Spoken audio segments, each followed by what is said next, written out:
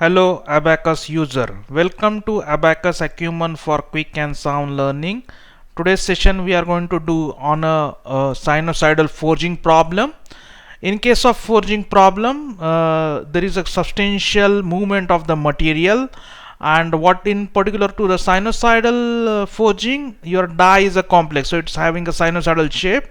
And since we are doing a forging, substantial amount of material flow, you can see there are chances that you get a lot of distortion of element, and then your run may come out, you're not able to get more accurate because of distortion of element. And then how we can handle this?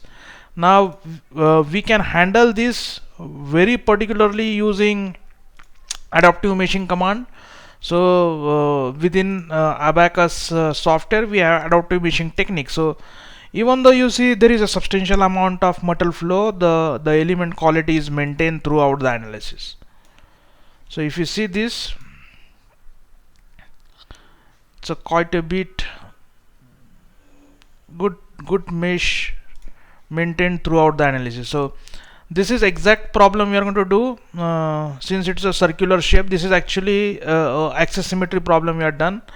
I just taken the advantage of visualization technique within Abaqus CAE to show you. So I'll just show you the how mesh looks like. So this is now very closely. If you looked into this, even though there is a substantial amount of material flow, you can see quite a bit. Using adaptive meshing technique, you can keep a good quality mesh throughout the analysis, and your results will be more accurate. So this is exact problem we are going to do. Quickly go to the theory. We are going to do a sinusoidal forging modeling in Abaqus Explicit. It will be a Abaqus Explicit problem, quasi-static problem we are going to do. And then the major learning out of this is a use of adaptive meshing. There are a lot of practical people are using adaptive meshing, or using a sinusoidal forging. So a lot of equipments, tools, people make this sinusoidal forging. In particular to our problem, what we are going to do, we are going to do a circular problem. A circular tool we are going to make with a sinusoidal profile. After demonstration of this video, we may consider to do something like with a solid element C3D8 and get into something like a tool shape like this. The major learning out of this today's problem is adaptive meshing. It incorporates a geometrical complex die, involves substantial amount of flow, and then how we can handle this substantial amount of flow using adaptive meshing. So we are going to connect this to here, substantial amount of flow using adaptive meshing. So we'll able to control the good element quality throughout the analysis. The problem we are going to model is a axis symmetry problem. This will be the first tutorial using adaptive meshing. So our blank is 20 millimeter by 10 millimeter. It has some radius at the corner around 1 millimeter, and then we have this complex sinusoidal profile. So we are going to make the sinusoidal profile within Abaqus CAE. So you learn how to handle this type of profile. Die we are going to model as a rigid part because it will be very tough material. Blank will be a deformable steel property. So I'll just little bit emphasis on this. Its density is 7.8, modulus is 200 GPa, so it is a 200 e power 03 MPa, Poisson's ratio 0.3. Yield stress will be 100. So you will be worried why it is 100, so low yield stress, because forging we are going to do at a elevated temperature. So it's not at a room temperature, it at some temperature involved. So at that particular temperature you are giving the breaking the bond by giving heat, so your yield stress will be 100. And then zero plasticity at 400 stress, it is a 100% strain. So if you look a tangent modulus, if you calculate the slope for this, it will be 300 millimeters. So we are going to do this in dynamic explicit. The end time will be 0.003 seconds. The major learning we are going to do is adaptive meshing. So we are going to use adaptive meshing for this. So we are going to do this quick problem now. So let's let's go to the problem. So let me clear this. Let me quickly create folder for adaptive meshing forging, and then let me set the directory.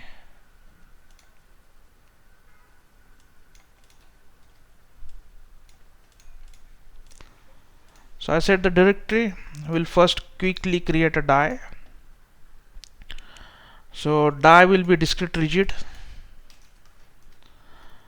a sinusoidal dial. Axis symmetry we are going to take, wire model we are going to take. So it will be 0, 0. I just taken a reference point, and then I'll take one more point, 5, 0. Now axis symmetry modeling, everything has to go to the first quadrant. Then why I'm going to this second quadrant? This I'll show you why I'm going there, because I'm going to put some curve at the end. That's where actually I'm taken this point. So you'll see why I gone there. Then you have 0, 5. Then you have 5, 0. So I'm putting a triangular path here. Then you have 10, 5, 15, 0, and then 20, 5, and then this point is important. So I'm going 25.0.75. so I'm taking somewhere here, and then one more point, 35, 0.75. so now let me quickly build this. So I'm just building a triangular profile first. I'll create one more line here. I'm just creating this vertex. Now this first vertex is to delete this and then do some cutting operation here. We'll put around fillet radius of 1.5 between all this.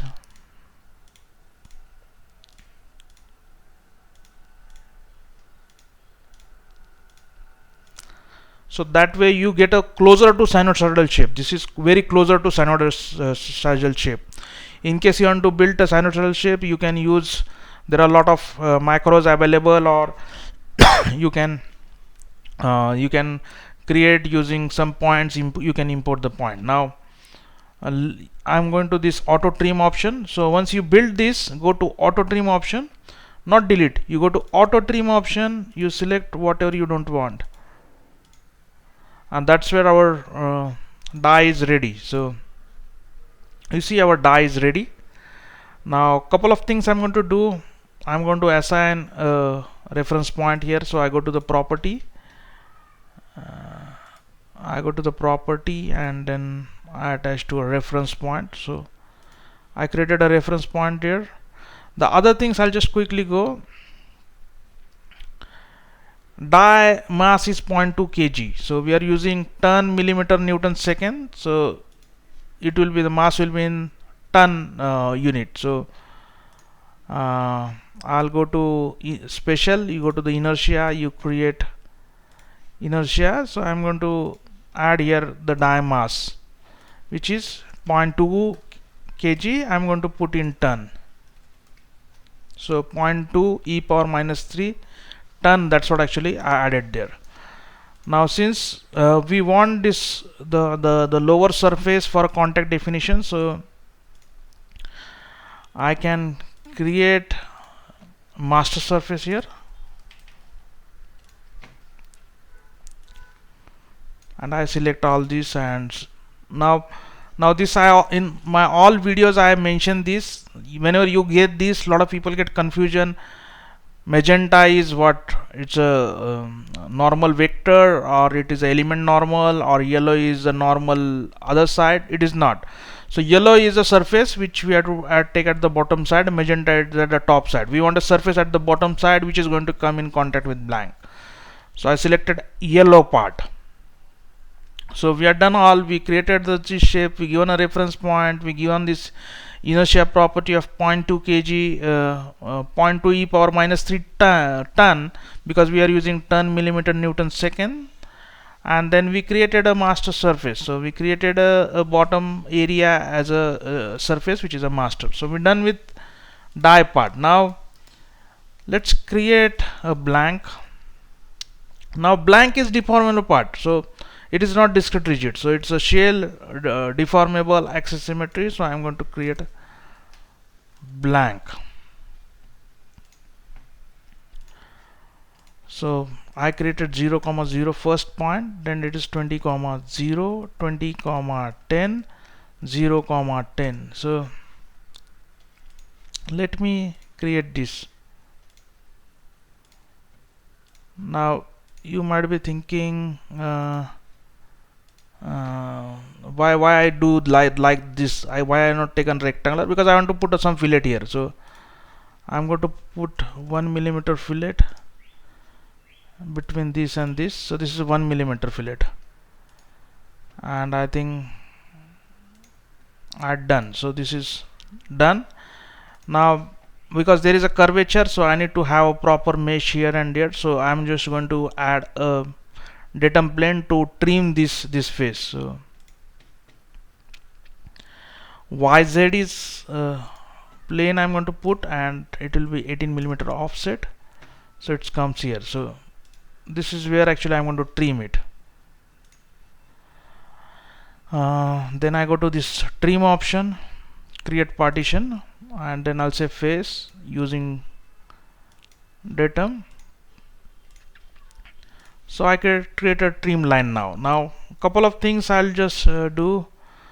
The top surface and till this curvature and bottom surface I'll create a slave mesh, because during forging with a complex sinusoidal dial, there is a lot of material will be there, and there are chances that it may come, this part is also may come in contact. So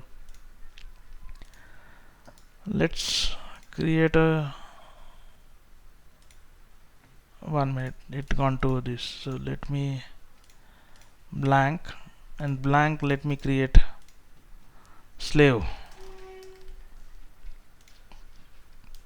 So I select first, then I put a shift line, second, then I select this, and I select this. So I selected all surface.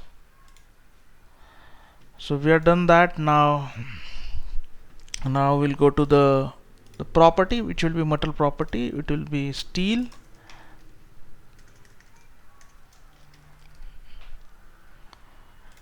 density will be 7.8 e power minus 9. It will be ton per millimeter cube, or 7800 kg per meter cube. This is ton per millimeter cube. Then we'll have a modulus like 200 e power 03. So it is a 200 GPa, 0.3 as a Poisson's ratio.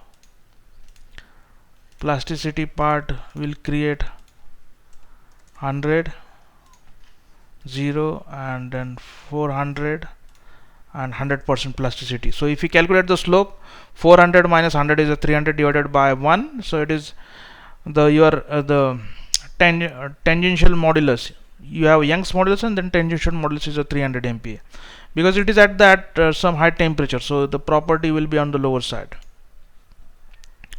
You turn that, then you create blank.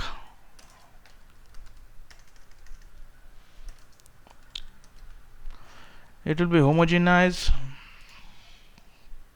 So blank, you see, it will be let me edit it. So it will be steel, and then if you check this section, steel, it will be solid section. So it's not, even though it is axis symmetry, it will be solid section. So let me assign, I'll create this and then select this. So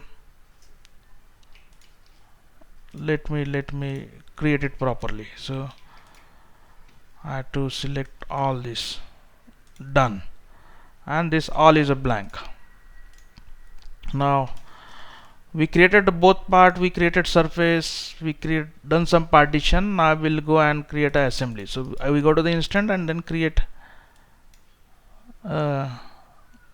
instant out of this. Now you see die is here, so I need to move this die.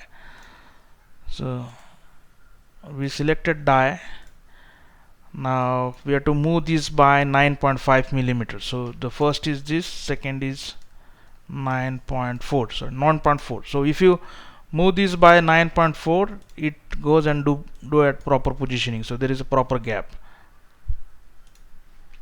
So we done that. Now we'll quickly mesh it. We have to do in part. So I'm going to select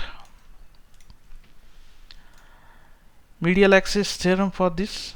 We'll assign this all explicit, and then it will be CAX4R. That's we are done. Now the global size we are going to do 0.3, and then we'll mesh it. So it's a quite structural mesh we split here. That curve is also taken quite well by the hypermesh meshing algorithm. So we have done this. Now let me go to the die. Now die can be a coarse mesh, but I generally prefer this is we'll do to explicit. So the element was be converted to explicit. It is like a two noded linear axis symmetry rigid link. I generally mesh it with the same size what we have with a workpiece, because that way you have minimum contact issue. You can mesh coarse also, but recommended to have a compatibility. I generally put same. So we done that both meshing. Now we'll quickly put some boundary conditions. So vertical, I say vertical, and then displacement. So the this edge and this edge, both edge will be constrained in vertical direction, so u2. Then it will be radial,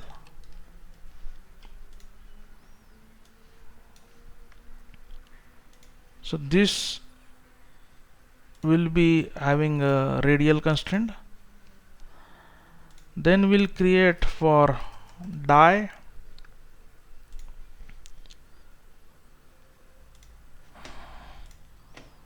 will be u and no rotation, no means r and theta. So vertically it is ready to move, but the radially and theta direction it is not allowed to move. So we done that. We'll now go to we'll first create the contact property, and then we'll define a contact. So we'll define contact property. Mainly we'll select penalty base, and we'll put 0.4 as a friction at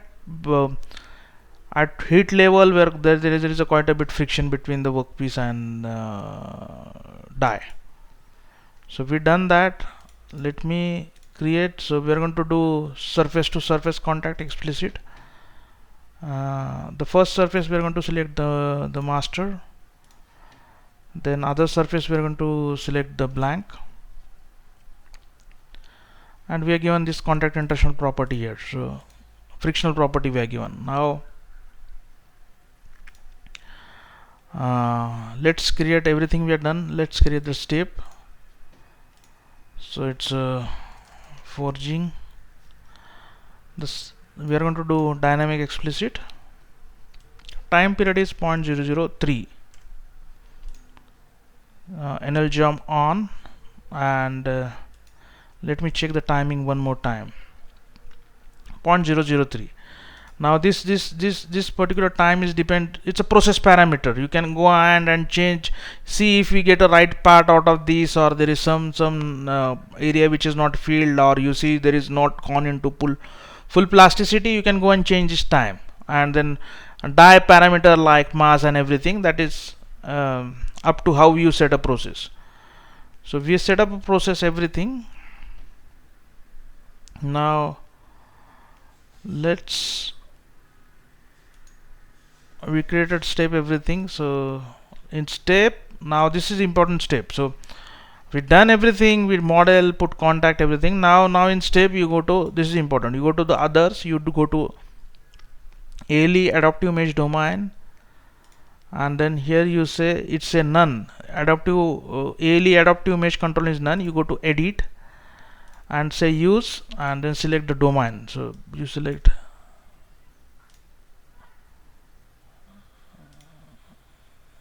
so you selected the domain blank. Now frequency I'm going to use 5. It depends on what type of frequency you required and how large metal flow is there. Depend on that. For this current problem we are taking 5 and 3. So we have done this. Quickly create a job.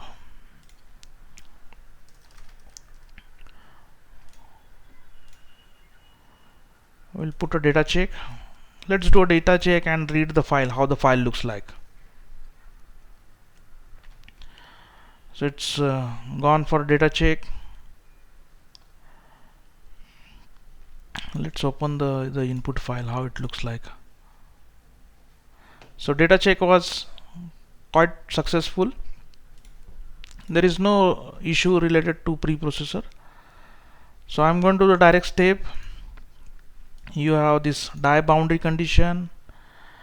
We have given the boundary condition for this and this. The main thing we are missing now, we are not given the vertical velocity to the die. So you see this adaptive meshing we are done. Now the important thing what we miss is a displacement of 2000 millimeter per second. So that's what actually we'll put in terms of, you go to the step, we will go to the load, and then here you put create a die movement,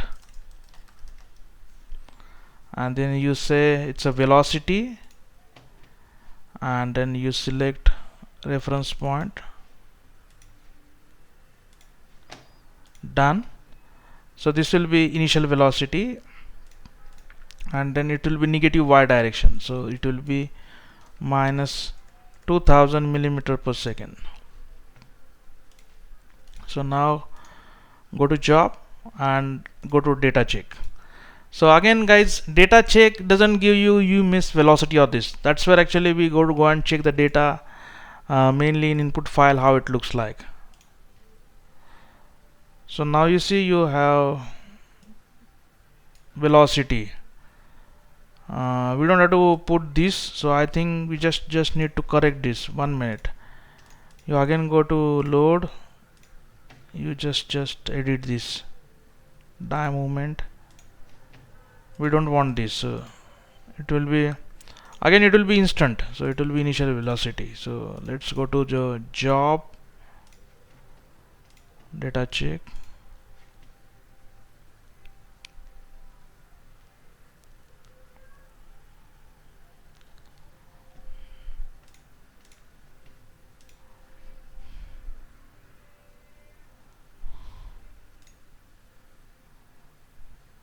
So you see data check is completed successfully. There is no issue.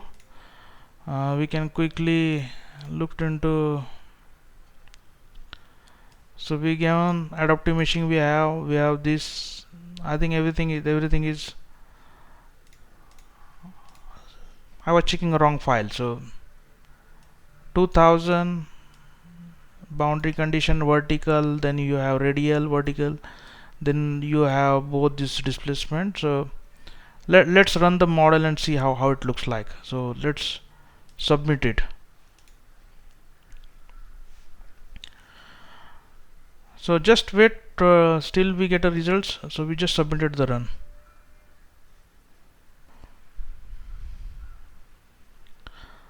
So our results are out. It is just not completed fully, but we can see at least from the stress how one mesh stress is built. I think most of the part is going into plasticity. There is substantial amount of metal flow. We are able to capture most of the things. I think the run is done. So let me go to the last. So we are able to capture most of things. We capture this top shape. We could have more number of elements here. We capture this profile very well. You can see there is no much element distortion. So we can take this stress. Now I always recommend you guys to, even though you have done this axis symmetry problem, I'll always put a 3D profile of this. So that way when you present this to somewhere else or to customer or your professor or somewhere in conference, you have to show that it is a 3D model. So we are done quite a bit. Now let's check whether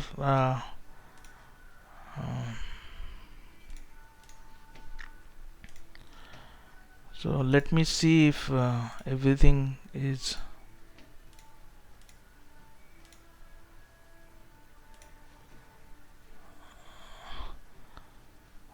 we'll just put 100 and check how it looks like.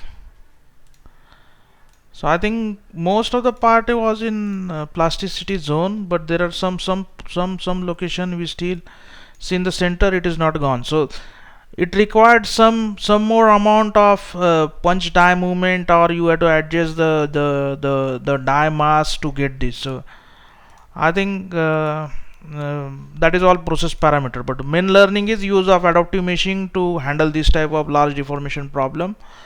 And thanks a lot for watching these videos, guys. Don't forget to like us and subscribe us. We need your support to take this forward. A lot of people ask for this input file from us. We recommend you guys because we are putting all this effort to you independently do it, but in case you want this input file, it will be available for no loss no profit basis. Thank you. Bye bye.